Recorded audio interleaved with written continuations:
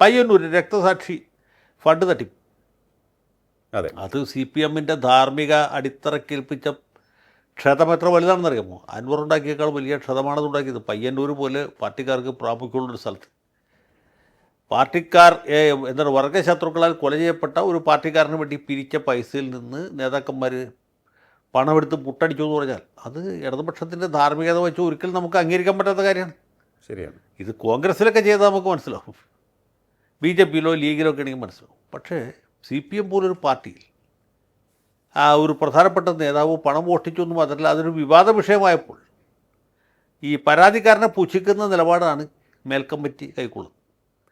ഈ പണം മറ്റയാളിൽ നിന്ന് ഈടാക്കാനോ അല്ലെങ്കിൽ രക്തസാക്ഷിയുടെ കുടുംബത്തിനോ കൊടുക്കാനുള്ള യാതൊരു ശ്രമവും യാതൊരു ഉദ്യമവും ഈ മേൽക്കമ്മിറ്റിയുടെ ഭാഗത്തുണ്ടാകുന്നില്ല.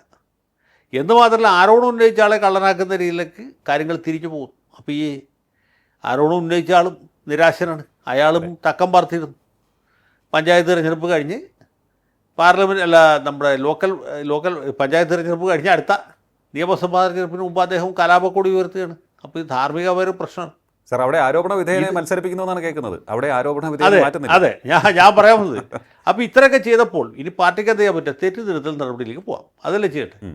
അപ്പോൾ കളങ്കിതരായ ആളുകളെ മാറ്റി നിർത്തിയിട്ട് ആ സ്ഥലത്ത് വേറെ ആളുകളെ കൊണ്ടുവരിക, അങ്ങനെയാണ്. പക്ഷേ ചെയ്യുന്നത് എന്താണ്? ആ കുറ്റാരോപിതനായ വ്യക്തിയെ അയാളെ സംരക്ഷിക്കുക മാത്രമല്ല അയാളെ വീണ്ടും മത്സരിപ്പിക്കും. അത് ജനങ്ങളോടും പാർട്ടിക്കാരോടുള്ള ധിക്കാരമല്ലേ? ഒന്ന് ആലോചിച്ച് നോക്കൂ.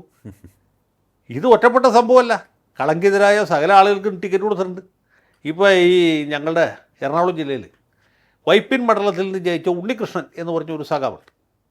അദ്ദേഹത്തെക്കുറിച്ച് വൈപ്പിൻകരക്കാർക്ക് പൊതുവിലും വൈപ്പിൻകരയിലെ CPMകാർക്ക് പ്രത്യേകിച്ചും ഭയങ്കര പരാതിയോട് പരാതിയാണ്. അപ്പോൾ പാർട്ടി എന്ന് ചോദിച്ചാൽ ബുദ്ധിപരമായൊരു തീരുമാനം കൈക്കൊണ്ടു. അത് സഖാവ് ഉണ്ണികൃഷ്ണനെ വൈപ്പിൻകരയിൽ നിന്ന് പിൻവലിച്ചിട്ട് അദ്ദേഹത്തെ നമ്മൾ തൃപ്പൂണിത്തുറയിൽ മത്സരിക്കും. അപ്പോൾ ഈ തൃപ്പൂണിത്തുറയിലെ വോട്ടർമാരെന്ന് വെച്ചത് രണ്ടാം കെട്ടിൽ ജനിച്ച ആൾക്കാരാണ്, നമ്മുടെ നാട്ടുപുറത്ത് പറയും. അത് രണ്ടാം കുടിയിൽ ജനിച്ച, അല്ലെങ്കിൽ തൃപ്പൂണിത്തുറയിലെ സഖാക്കൾ എന്താ തവിട് കൊടുത്ത് മേടിച്ച.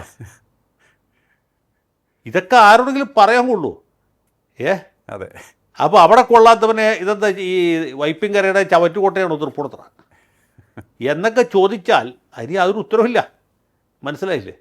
അപ്പോൾ ഇത് എറണാകുളം ജില്ലയിൽ സംഭവിച്ച മറ്റ് പല ജില്ലകളിൽ ഇപ്പോൾ സുരേഷ് കുറുപ്പ് ഇല്ലേ, നാട്ടിലെ വലിയ നിലയും വിലയുമുള്ള പാർലമെൻ്ററി രംഗത്ത് ശോഭിച്ച ഒരാളാണ്. കഴിഞ്ഞ പാർട്ടിയുടെ സംസ്ഥാന സമ്മേളനവും ജില്ലാ സമ്മേളനം കഴിഞ്ഞപ്പോൾ അദ്ദേഹം സകല പദവികളും ഉപേക്ഷിച്ച് വനവാസത്തിന് പോയി. അദ്ദേഹം ഒരു മാന്യനായതുകൊണ്ട് പരസ്യമായിട്ട് പ്രതികരിക്കാനോ പാർട്ടിക്കകത്ത് അദ്ദേഹം നേരിടേണ്ടി വന്ന എന്താണ് അപമാനകരമായ പ്രതിസന്ധികളെക്കുറിച്ച് പറയാനോ കൂട്ടാക്കിയില്ല.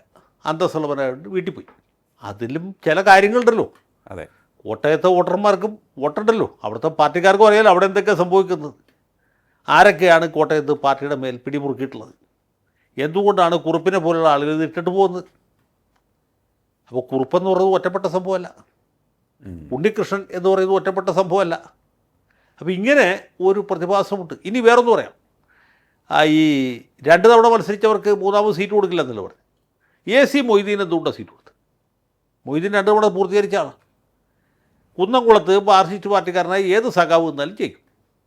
അതൊരു ഇപ്പോഴത്തെ പുനർനിർണയത്തിന് ഒരു മാർക്സിസ്റ്റ് കോട്ടയാണ്. അവിടെ എന്തുകൊണ്ടാണ് മൊയ്തീനെ നിർത്തിയത്? മൊയ്തീൻ തീരെ കൊള്ളരാത്തവനാണെന്നല്ല ഞാൻ പറഞ്ഞു. ഈ കരുവണ്ണൂർ കോപ്പറേറ്റീവ് ബാങ്ക് ഉണ്ടല്ലോ, അല്ല ഈ കരുവണ്ണൂർ ബാങ്ക്, അതെ, കരുവന്നൂർ ബാങ്ക് തട്ടിപ്പുമായിട്ട് കളങ്കിതനായി കുറ്റാരോപണ വിധേയനായി നിൽക്കുന്ന ആളല്ലേ മൊയ്തീൻ. അതെ. എന്തുകൊണ്ട് മൊയ്തീന് വീണ്ടും സീറ്റ് കൊടുത്തു? യാതൊരു എക്സ്പ്ലനേഷനും ഇല്ല. ഇനി മൊയ്തീൻ ഇല്ലെങ്കിൽ കുന്നംകുളം അറബിക്കടലിൽ താന്നു പോവും എന്ന് വിചാരിച്ചിട്ടാണോ? അല്ല. അപ്പോൾ KB Abdul ഖാദറിന് seat നിഷേധിക്കുകയും Moideen seat കൊടുക്കുകയും ചെയ്തു.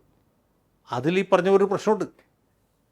ഇത് തന്നെയാണ് പല ജില്ലകളിലും പല മണ്ഡലങ്ങളിലും സംഭവിച്ചത്. ഇപ്പോൾ മധുസൂദൻ്റെ കാര്യം ഞാൻ പറയും, പയ്യന്നൂർ. അതെ. സുരേഷ് കുറുപ്പിൻ്റെ കാര്യം പറയും, മൊയ്തീൻ്റെ കാര്യം പറയും.